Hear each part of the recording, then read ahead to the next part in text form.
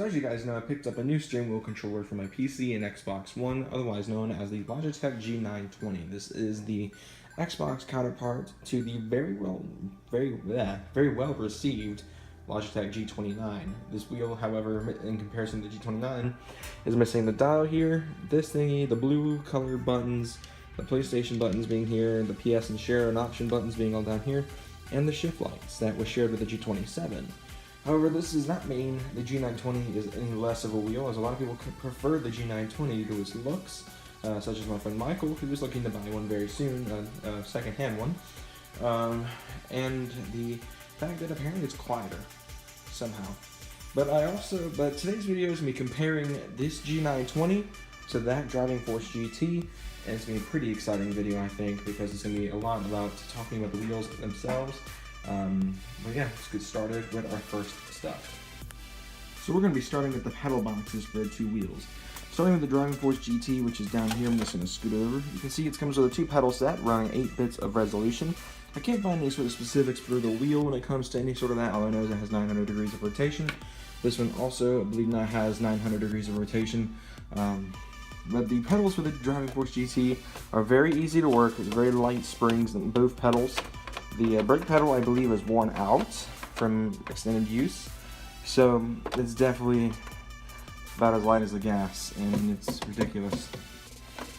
The G920, however, has a very stiff pedal setup. This is aluminum face versus the plastic on the Driving Force GT. You get a 3-pedal set, also running 8 bits of resolution. You have a light spring on the gas, a medium spring on the clutch, and a very heavy spring on the brake. And also has a rubber stopper to try to mimic real braking, which was introduced on the G29 and G920. And there are a couple of differences between the Driving Force GT and the G920.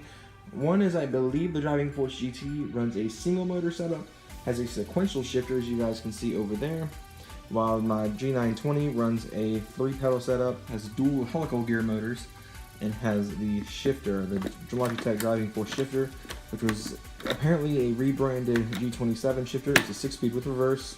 As you just saw, the lockout feature, you just press down to put it in reverse. You, as I said just a second ago, press it down, over to the right in reverse, and then you get that. It runs on table clamps, as you guys can see down here. It has one clamp on the left, one clamp on the right, and this big boltish kind of looking thing in the middle. The Driving Force GT, however, utilizes just 2 clamps because that's all it has, since the shifter is built into the base.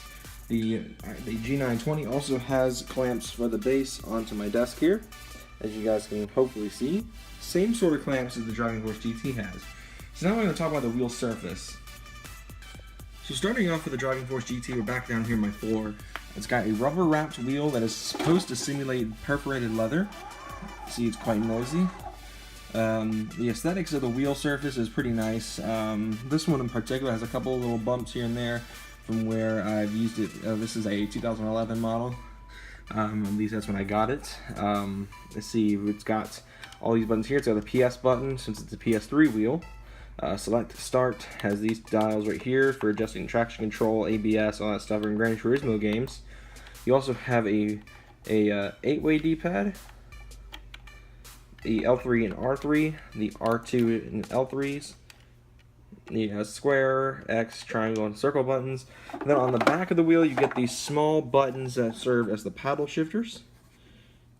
And a lot of the times, in my truck simulators, I use the paddles as blinkers, as I do on the G920. Now, the shifter. The shifter is a very hard plastic, and definitely isn't comfortable to hold for a long extended period of time, as it is, like I said, hard plastic. There's nothing soft about it or anything. It's you literally grabbing plastic. It's got this really nice click, very satisfying. You can tell when you change gear, that's for sure. The shifter in the G920 is leather wrapped. I didn't mention that when we're talking about the shifters. But now we're going to move over to the G920. I just need to get up real quick. The G920 is a leather wrapped wheel. It's very nice and comfortable. It's a flat bottom design. On the steering wheel itself, you get the Xbox, LSB, LRB, or RSB, menu, view, your 8-way D-pad, your X, Y, B, and A buttons, and then for your bumpers, the right bumper and left bumper, you use your paddle shifters as those. Move my hand right here. So obviously you get less buttons in the G920. That's not what it was designed for. So I'm going to show you guys an old clip from the Driving Force GT to kind of give you guys an idea for how loud it was in gameplay. And then I'm going to be using I'm going to set my phone up over here on my desk on my side table here, and then do a wheel cam setup for me playing ATS. So here in the G920, you get a pretty good idea of what it's like to drive a real car. The only really complaints I really have had about the wheel in particular is the dead zone, which is a typical trend of all geared motors with the wheel. The leather feels great, the clutch pedal is perfect, the brake is a bit harsh, but you get used to it after a while. One other complaint is the shifter being very toy-like. So now let's hop on over to the DFGT and get a look at that. Here we are on the Driving Force GT, and this wheel is, of course, my old wheel, and I've owned it since 2011, like I've stated earlier in the film, and my real complaints with this one in particular is due to its age, the spring and the brake pedal is practically useless. It's really, as you can kind of hear in the background, I'll thump it, and it just goes straight into the floorboard. And the only other complaint I can come up with for this wheel is the noise. It is a very loud wheel, and besides that, though, it's a very nice quality wheel. If you're looking for a cheap way to get into the racing wheel community, definitely a Driving Force GT is the way to go. They're getting inexpensive. They're easy to find. You can get them for under $100 now on eBay, typically used. There are people who still charge $120, which is what I paid for it, but yeah. But anyway, let's do it. That'll do it for the review portion. Let's get on to final thoughts. Alright guys, so there you can see the G920 and the Driving Force GT are two completely different wheels. They have a lot of different characteristics and noise, and the fact that the G920 is just more smooth and more direct than the Driving Force GT. Now, so talk about the geared motors now. I know a lot of people who are in the sim community prefer the belt-driven style, like the Thrustmaster uses, or the drive-by-wire PC wheels. And Logitech stayed with the geared motor. This is a double helical geared, and that is a single motor. And to be honest, this one isn't as notchy feeling as the Driving Force GT is. The Driving Force GT, you can feel every single gear.